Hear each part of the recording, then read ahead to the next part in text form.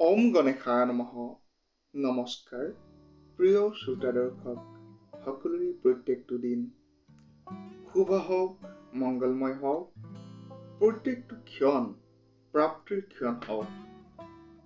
আমি জনাব বিচাৰিছো 2024 বৰ্ষৰ তুলা ৰাশিৰ ৰাশিফল। এনেধৰণৰ ভিডিঅ'সমূহ আপোনালোকে পাই থাকিবলৈ আমাৰ চেনেলটো ছাবস্ক্ৰাইব কৰি ল'ব পাৰে।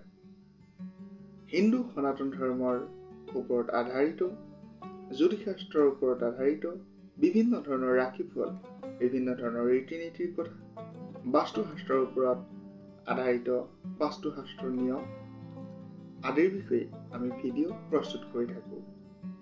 আপোনালোকৰ সুবিধাৰ্থে আপোনালোকৰ যদি কোনো ধৰণৰ সমস্যা আছে, সেই সমস্যাৰ সমাধানৰ বাবে আমাৰ সৈতে যোগাযোগ কৰিব পাৰে।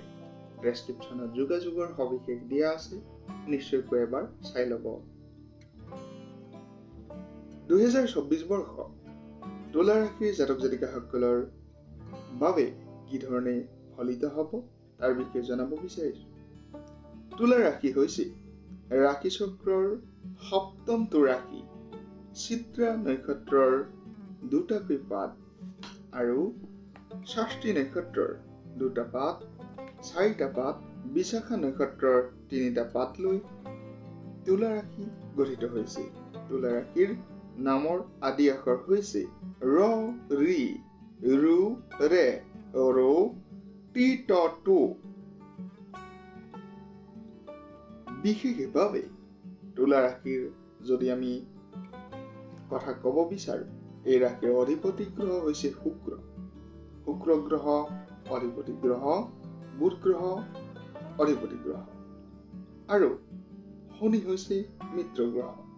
আনহাতে ৰবি, চন্দ্ৰ শত্ৰু গ্ৰহ। তুলা ৰাশিৰ জাতক জাতিকাসকলৰ শনিৰ তুংগী স্থান, আনহাতে ৰবি গ্ৰহৰ নিচস্থ স্থান। তুলা ৰাশিৰ পুৰুষ ৰাশি, স্বৰ ৰাশি। বিশেষভাৱে তুলা ৰাশিৰ জাতক জাতিকাসকলৰ ক্ষত্ৰিয় বৰ্ণ বৰুণ যোগ বুলি কোৱা হয়। ৰবি ক্ৰান্তিৰ 180 ডিগ্ৰী অৰ্থাৎ 180 ডিগ্ৰীৰ পৰা 210 ডিগ্ৰীৰ ভিতৰত তুলা ৰাশি অৱস্থিত।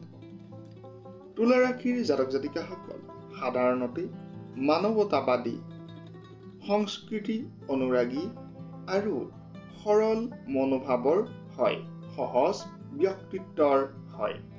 তুলা ৰাশিৰ জাতক জাতিকাসকলৰ ব্যক্তিসকল তুলা ৰাশিৰ জাতক জাতিকাসকল সৌন্দৰ্যপ্ৰিয়াসী, ন্যায় আৰু নিষ্ঠাবান, অতি উৎসাহী, নিজৰ সৰলতাৰ বাবে অন্যৰ সমালোচনাৰ পাত্ৰ হোৱা, এনেধৰণৰ বৈশিষ্ট্য তুলা ৰাশিৰ জাতক জাতিকাসকলৰ থাকে।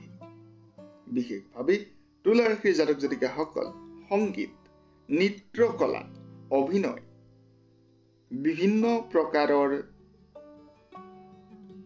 অভিনয়ৰ লগত জড়িত লোককলা, শিল্পকলা, বিভিন্ন ধৰণৰ কলা কৌশলী কৰ্মৰ লগত জড়িত হৈ থাকে। বৈশিষ্ট্যৰ কথা ক'বলৈ গ'লে তুলা ৰাশিৰ জাতক জাতিকাসকল বন্ধু বান্ধৱৰ মনত আনন্দ দিব পৰা প্ৰকৃতিৰো হয় বুলি কোৱা হয়। তুলা ৰাশিৰ জাতক জাতিকাসকল মিঠামুখীয়া হয় বুলি কোৱা হয় আৰু মানসিক দৃঢ়তা তেওঁলোকৰ অত্যন্ত থাকে বুলি কোৱা হয়। স্নেহ পৰায়ণ বুলি কোৱা হয় তুলা ৰাশিৰ জাতক জাতিকাসকলক। তুলা ৰাশিৰ জাতক জাতিকাসকলৰ খং বেছি পৰিমাণে থাকে বুলি কোৱা হয় আৰু বিশেষভাৱে তুলা ৰাশিৰ জাতক জাতিকাসকলৰ তুলা ৰাশিৰ জাতক জাতিকাসকলে চিত্ৰকলা, সংবাদ সেৱা, বাণিজ্য, নৌসেনা বিভাগ আদিত পাৰদৰ্শিতা দেখুৱাবলৈ সক্ষম হয় বুলি কোৱা হয়। এওঁলোকে শৰীৰ চৰ্চা, ব্যৱসায় বাণিজ্যৰ লগত জড়িত হৈ থাকি ভাল পায় বুলি কোৱা হয় তুলা ৰাশিৰ জাতক জাতিকাসকলে। সাধাৰণ অৱস্থাত যদি কোৱা যায় তুলা ৰাশিৰ জাতক জাতিকাসকলৰ 2024 বৰ্ষ কিদৰে পাৰ হ'ব।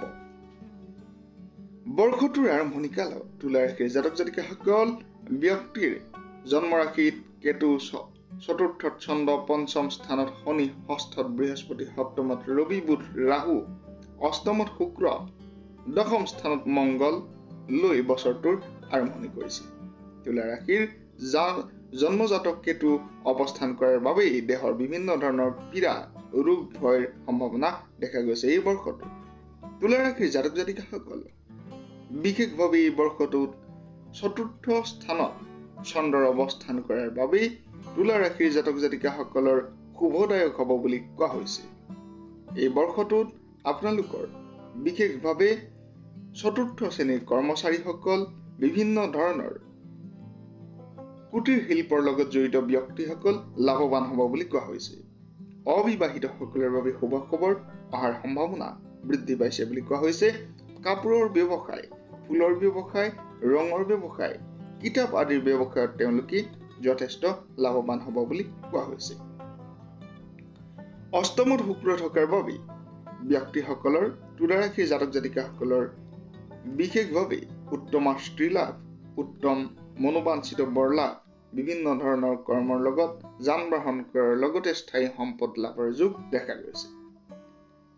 আমি যদি ক'ব বিচাৰো ধনৰ স্থানৰ কথা, তেনেহলে কৃষি কৰ্ম, গৃহ নিৰ্মাণ, বিশেষভাৱে ন্যায়ৰ লগত জড়িত কৰ্মত জড়িত ব্যক্তিসকলৰ যথেষ্ট ধনৰ আগমন হোৱাৰ সম্ভাৱনা দেখা গৈছে।